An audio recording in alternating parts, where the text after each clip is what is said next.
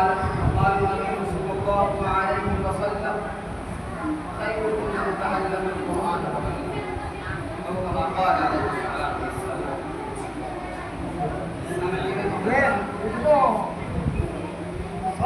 قرآن کریم ایک اللہ کا کلام ہے.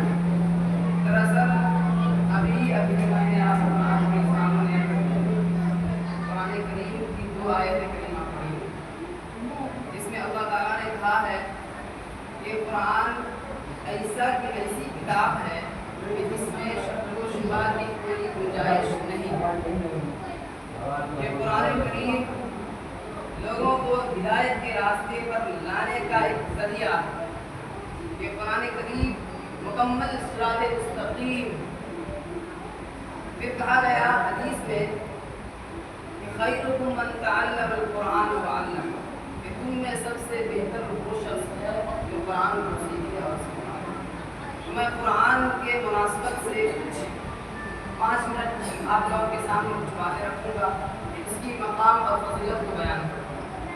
کہ قرآن کریم اللہ کی کتاب ہے. اولاً تو آسمانی بڑی 4 کتابیں ہیں، توریت، زبور، انجیل اور آخر میں قرآن کریم. توریت، زبور، انجیل ایک ایسی کتاب ہے جن پہ یہ کتاب نازل ہوئی تھی ان حضرات کے گزر جانے کے بعد ان کی قوموں نے اس میں تحریف و تبدیل پیدا کر دی. لیکن قرآن کریم ایک ایسی کتاب ہے جس کے نازل ہونے کے بعد حضور اکرم صلی اللہ علیہ وسلم کے 14 صدیاں گزر گئی انتقال کیے ہوئے، پھر بھی آج تک جس طریقے سے قرآن کریم اولا نازل ہوا تھا آج بھی اسی طریقے سے ایک حرف کے ساتھ موجود ہے. اس میں ذرہ برابر بھی کچھ تبدیل اور تحریف نہیں ہوا. یہ سچا اور پکا کتاب ہے. یہ اللہ کا کلام ہے جو کتاب کی شکل میں ہم لوگوں کے سامنے ظاہر اور موجود ہے. یہ کتاب اللہ ایک ایسی کتاب ہے جو مسلمانوں کو یہ کہتا ہے کہ ان هذا القرآن يهدي للتي هي اقوم. یہ قرآن ایک ایسی کتاب ہے جو مسلمانوں کو ہدایت کے راستے پر لاتی ہے. اس میں شک و شبہ کی کوئی گنجائش نہیں ہے. یہ کتاب ایک ایسی کتاب ہے کہ جس کو پہاڑ پر جب نازل کرنے کے لیے اللہ تعالیٰ نے پہاڑ کو کہا کہ پہاڑ میں تم پر قرآن کریم کو نازل کرنے والا ہوں تو پہاڑ ریزہ ہو گئے. زمین کو کہا کہ میں زمین پر قرآن نازل کرنے والا ہوں تو زمین کانپنے لگی. تو اللہ تعالیٰ نے حضور اکرم صلی اللہ علیہ وسلم کے قلب اطہر پر یہ قرآن کو نازل کیا اور یہ قرآن ایک بار بھی ایک دفعہ میں نازل نہیں ہوا بلکہ مسلسل یہ قرآن 23 سال کی طویل مدت میں نازل ہوا ہے. اور تھوڑا کر کے ضرورت کے وقت جس طریقے سے مصلحت پیش آیا اس طریقے سے یہ قرآن کریم نازل ہوا اور 23 سال کی طویل مدت میں قرآن کریم نازل ہوا جس کو آج ہم اور آپ رمضان المبارک کے مبارک مہینے میں 1 مہینے کے اندر 20 دن 25 دن کے اندر مکمل قرآن کریم سن لیتے ہیں.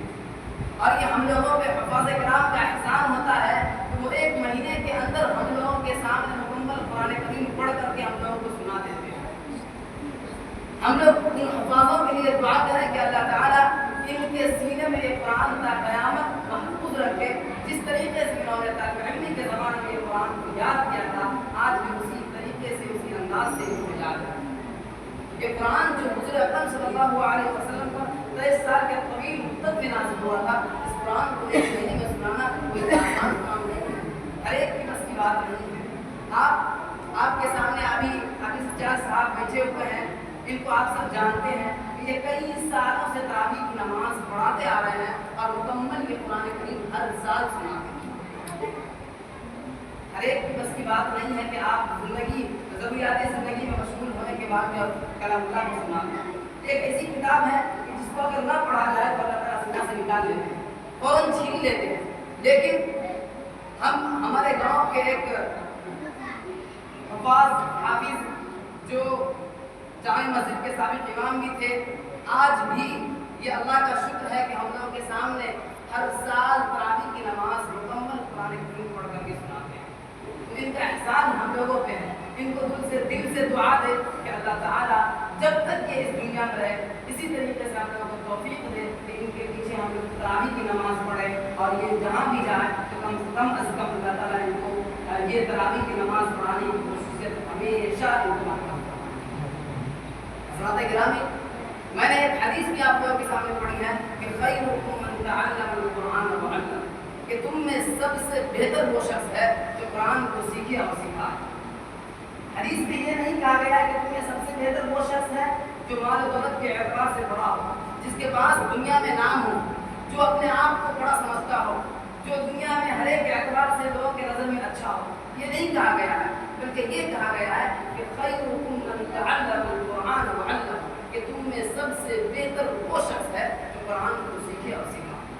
اس کا مطلب ہے کہ قرآن ایک ایسی کتاب ہے جس کے بارے میں حضور اکرم صلی اللہ علیہ وسلم نے کہا کہ تم اپنے بچوں کو اس کی تعلیم کو، اس کے لحاظ سے تربیت کرو، کہ جس طریقے سے حضور اکرم صلی اللہ علیہ وسلم نے ہم لوگوں کو یہ قرآن ہم لوگوں تک پہنچایا۔ حضور اکرم صلی اللہ علیہ وسلم کی قلب اطہر پر نازل ہوا، پھر انہوں نے صحابہ کرام رضی اللہ عنہم اجمعین کو پڑھایا، پھر وہاں سے سلسلہ جاری ہوتے ہوئے تابعین، دھیرے دھیرے آج ہم مسلمان کو یہ قرآن پہنچا ہے۔ تو ہم لوگ کی ذمہ داری بھی یہ بنتی ہے کہ اس قرآن کی حفاظت کریں، اس قرآن کے بارے میں سوچیں، اس قرآن کو کیسے مطلب اپنے دلوں میں اپنے بال بچوں کو پڑھنے کے لیے سکھائے۔ ہر آدمی یہ سوچے کہ ہمارے گھر میں کوئی نہ کوئی قرآن پڑھنے والا ہو، قرآن کو جاننے والا ہو، قرآن کو سمجھنے والا ہو، کم از کم اس کے لیے آپ اپنے بچوں کو دینی تعلیم سے آراستہ ہو کر راستہ کریں۔ یہ کتاب ایسی کتاب ہے کہ جس کی حفاظت کی ذمہ داری خود اللہ تبارک و تعالیٰ نے لیا ہے، اور اللہ تعالیٰ نے کہا ہے کہ اِنَّا نَحْنُ نَزَّلْنَا الذِّكْرَ وَإِنَّا لَهُ لَحَافِظُونَ، کہ یہ قرآن ایسی کتاب ہے جس کو میں نازل کرتا ہوں اور اس کی حفاظت کی ذمہ داری بھی میں لیتا ہوں۔ یہ کسی انسان کے بس میں نہیں دے دیا کہ اس کی حفاظت تم کرو، تم جیسے چاہو اس کو چلاؤ، نہیں، خود اللہ تعالیٰ نے یہ ایسی طرح کتاب ہے جس کے بارے میں فرمایا کہ میں خود اس کی حفاظت کرتا ہوں، یہ کسی انسان کے بس میں نہیں ہے اس کی حفاظت کرنا۔ سوچئے جس کتاب کے بارے میں اللہ تعالیٰ نے فرمایا کہ خود میں اس کی حفاظت کرتا ہوں، اس کتاب کا مقام اور مرتبہ کیسا ہے۔ اس لیے ہم سب کی بھی ذمہ داری بنتی ہے کہ ہر گھر میں کوئی ایسا آدمی ہو جو قرآن کو سمجھے، قرآن کو پڑھے، قرآن کو اچھے انداز سے اس کی عزت، احترام اور اس کو ایک اللہ کا کلام سمجھ کر کے اس کو اپنے اندر کم سے کم سیکھنے یا کسی کو سکھانے کی تعلیم و تربیت حاصل کرے۔ حضرات گرامی، وقت بہت کم ملا ہے، اس لیے میں انہی چند باتوں پر آپ تمام حضرات سے گزارش کرتا ہوں کہ آپ لوگ اس قرآن کے حوالے سے آپ لوگ حافظ صاحب کچھ بتائیں گے، میں اپنی